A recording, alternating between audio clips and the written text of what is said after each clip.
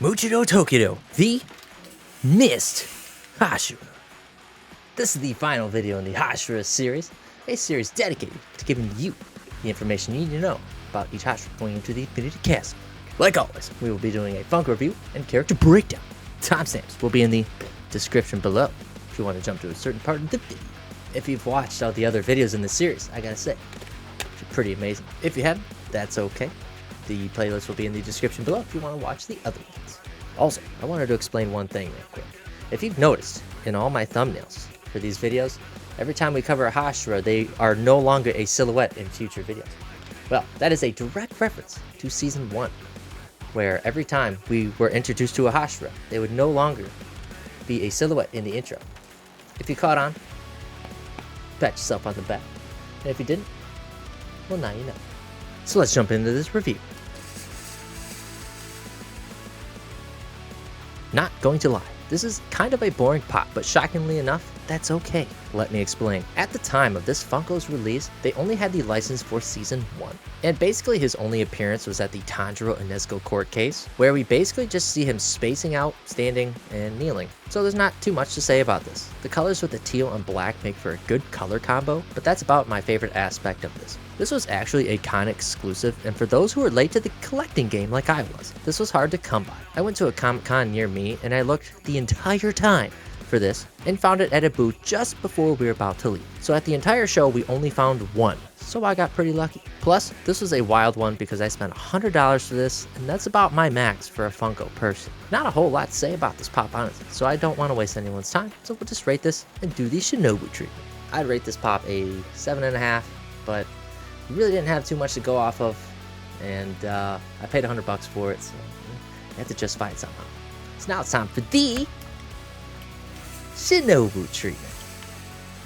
So I'm not going to try and make this one better, but more so share what I would want in a future MUICHIRO pop. I would like one of him in a fighting stance with his Hashira mark, one of him performing a mist breathing style with a mist-like base stand or background, or a moment of him in the bubble. The bubble is what I would be most excited for, as we got an Annie pop in a glass case, and that looked phenomenal. So that's about it for the Funko review. Let's dive into the character breakdown. There's going to be lots of fog in this video. MUICHIRO TOKITO, the missed Hashira, a child prodigy. He is currently 14 years of age, and once he picked up a sword for the first time, he became a Hashira in only 2 months. Normally, it would take years for someone to accomplish this feat, and was recognized by the other Hashira. Rengoku stated that he was way more talented than he was at his age, and earned praise from Tengen. Though this skill did come naturally, as he was a descendant of swordsmen from way back in the day. He worked hard to get where he was. We are shown this in flashbacks where Ubuyashiki's kids wanted to stop him from training, as he was bruised up and exhausted, but was told to just let him do his thing. Even during the Hashira train, he is recognized by the trainees that he works all day with them, trains at night, and is all bruised and tired, but keeps going. So what could motivate him to go beyond his limits? Can't quite remember.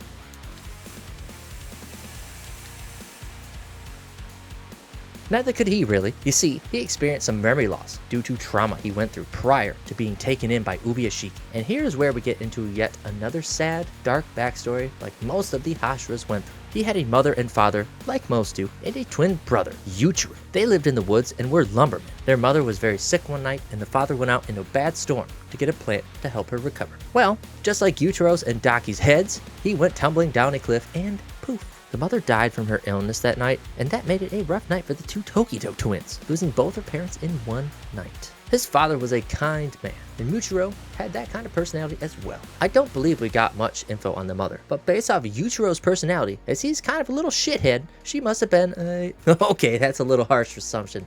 Let's just move on. They worked together day in and out, doing this logging business. On a hot summer night, they left their door open, and was basically an open invite for the demon that appeared in front of them. Let's backtrack a bit. Prior to this event, Amane had approached them a few times, telling them that their descendants were legendary swordsmen, and tried recruiting them to the Demon Slayer Corps. This excited MUICHIRO, but not his brother. Yuichiro rejected her offer, and did not hesitate to make her leave. MUICHIRO brought up this one day, while making dinner, and he was scolded, and was told to never bring this up again, and it's not happening. Oh, and they stopped talking after this. What were we going back to? Oh yeah, the demon. He went to slash the young prodigy, but Yuichiro jumped right in front of him and got his arm cut off with one swing. Cornered, MUICHIRO got into a complete rage and saw red. This was where his memory loss started. The only clear detail he can remember is the scream that came out of him in that moment, and was surprised that a sound like that can come from him. This demon had wooden spikes pounded through him in multiple spots, pinning him to the ground until he turned to dust in the sun. He returns to Yuichiro as he is unaware of his presence and states his final words before he dies. They both lay there, maggots infested, and Lady Amane saves the day with her persistence to recruit them to the core. Her and her daughters tend to MUICHIRO's wounds. Even though he lost the memory of what happened, his body did not forget that rage, and that's what pushes him to train hard and eradicate all demons. Shit. I forgot what we were going to talk about next. Oh yeah! Misbreathing. Misbreathing is derived from wind breathing and has 7 forms. I'll cover each of them briefly. First form, low clouds, distant haze, a singular powerful frontal slash. Second form, 8-layered mist. The user performs 8 slashes in quick succession. Third form, scattering mist splash, a swift circular splash that can blow away projectiles.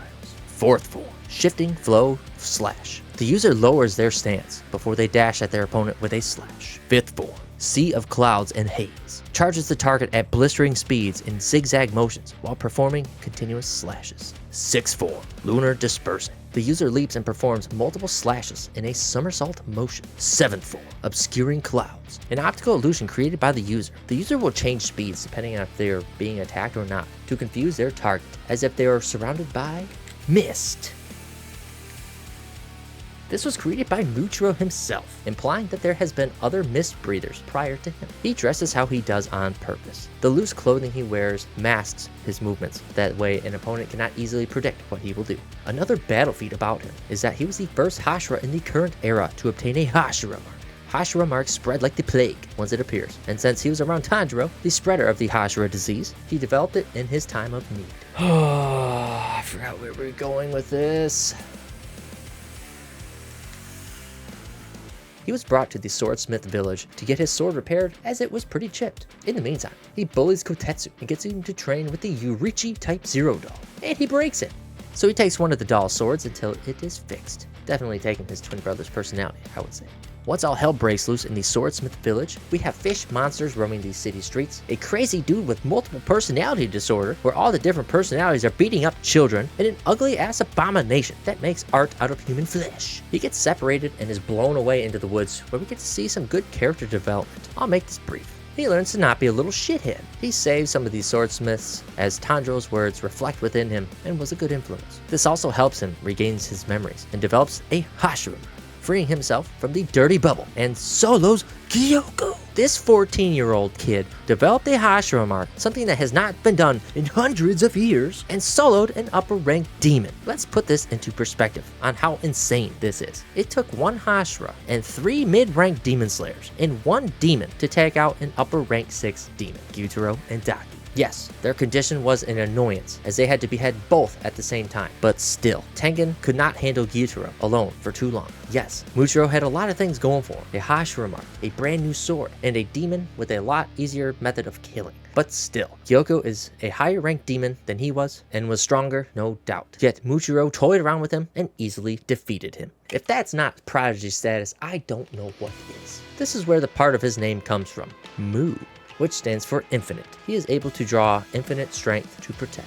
To further show his strength, he spars with Obanai and Sanemi at nights during the Hashira training arc, and even battles them 2-on-1. Shockingly enough, when at the next Hashira meeting, he remembers something. I couldn't believe it. And that is the reminder to like and subscribe. Oh, what was I gonna say? He states the conditions in which he obtained the Hashira. It was definitely not like Mitsuri's explanation though. He states that he had a heart rate over 200 and that he had a temperature over 102 degrees. This seems to be the make it or break it point for someone who can obtain the mark. If they can't handle the conditions, they will most likely die. But if they do, they gain insane strength. After the meeting, Hashira training starts, and he is shown being pretty hard on them, pushing them to uncomfortable levels. After Tanjiro passes his training, he makes a bet on everyone else's behalf that Muichiro will go easier on them if he wins in a paper airplane throwing contest. This was actually a hobby of his and smokes Tanjiro all 3 times. But this encourages the other Slayers, and we get a nice moment of all of them throwing paper airplanes, and it was a nice bonus scene that was not in the manga.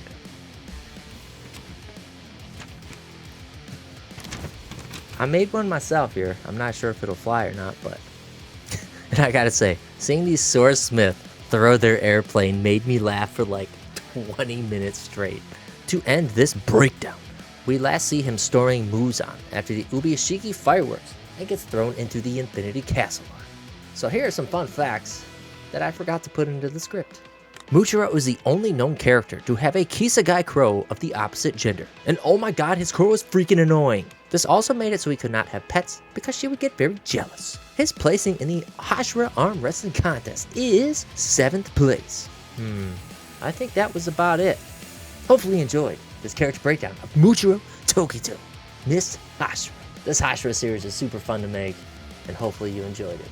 If you made it this far, don't forget to like and subscribe. And, oh shoot. I forgot what I was gonna say. Oh, that's right. Thanks for watching.